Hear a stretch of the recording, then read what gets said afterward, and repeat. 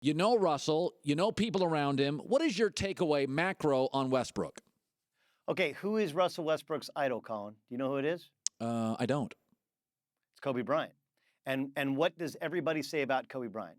The NBA respected Kobe Bryant. They respect the hell out of him. Now, when Kobe Bryant had his own team, was trying to recruit free agents, did anybody want to play with him? The answer is no.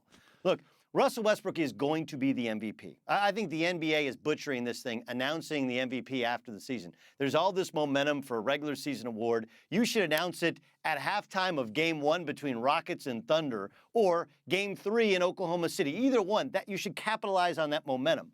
But regardless, he's going to win it. And the reason I know why is he has the respect of the players. Other players are tweeting out, there's your MVP.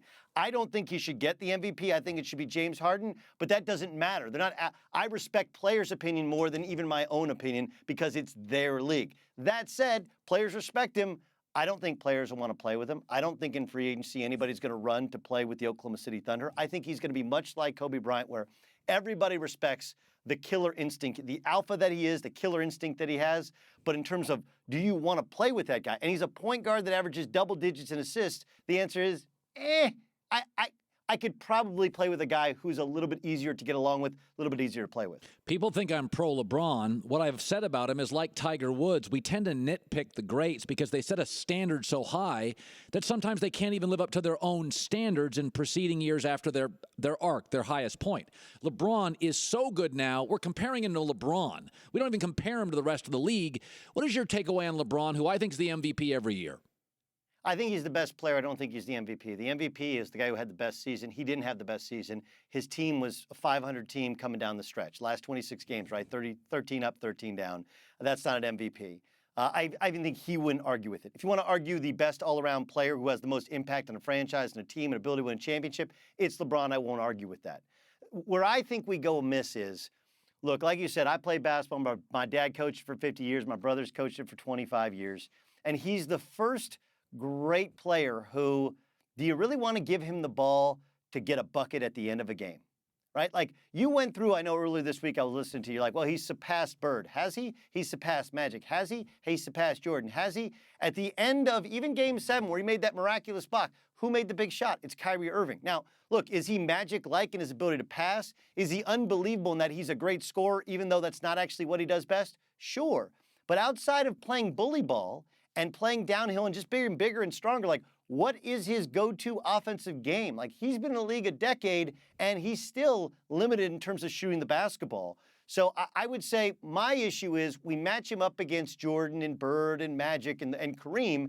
And the difference is all of those guys may haven't matched up attribute-wise defensively to what he can do, but they all had something that he doesn't have, and that's go-to offense where if you give him the ball, he's going to get you a bucket with the game on the line, or he's going to get you thinking that he can get that bucket. He needs help from people around him. That's the way he plays. That would be my only issue with considering him the greatest of all time.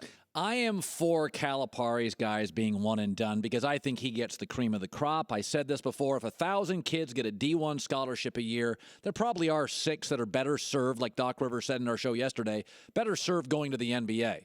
But if Zach Collins is the 17th pick, he's going to the D-League for a year. He's not better served, in my opinion. He averaged 10 in the WCC.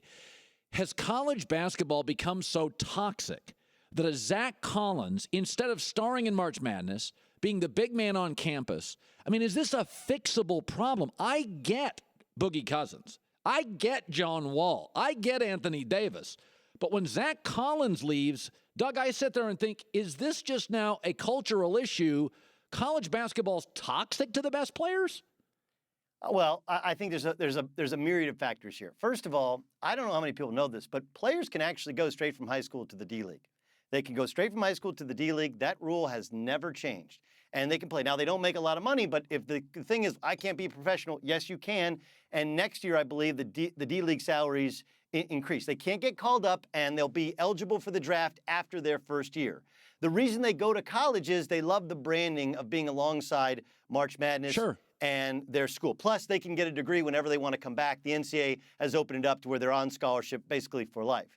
But to answer your question, yes, it is. It's the D-League is going to be loaded with these guys. They're not just putting their name in, they're signing with an agent. What for?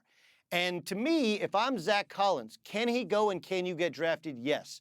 But if you want to capitalize, it's the second, it's the third contract. In order to get that big second or third contract, you have to be a player that is close to dominating. And if you haven't dominated the college game, how are you going to dominate the program? Here's what they need to do.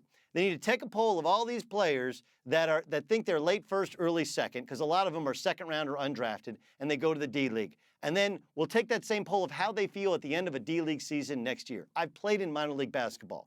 It sucks. It's a terrible existence because no one wants to be there. The coaches want to be in the NBA. The marketing people want to be in the NBA. The play-by-play want to be in the NBA. And all the players think about the league, the league, the league, the league. It's incredibly toxic. And instead, enjoy yourself in college. You can always be, if you're a pro, you're going to be a pro. And you're more likely to stick in the league if you have a well-rounded game. Yes. And a professional does what he does well and doesn't do what he doesn't do well, and so many of these kids haven't figured it out. Doug Gottlieb will debut on Fox Sports Radio Monday, April 24th. He's going to be around here Monday. Good seeing you, buddy. Hey, listen, I got to tell you, Speak for Yourself was so good yesterday. Were you? Oh, you weren't on it yesterday. Okay, sorry about that. I did. You were sick. I'm sorry about that. Thanks, Doug. I really appreciate that.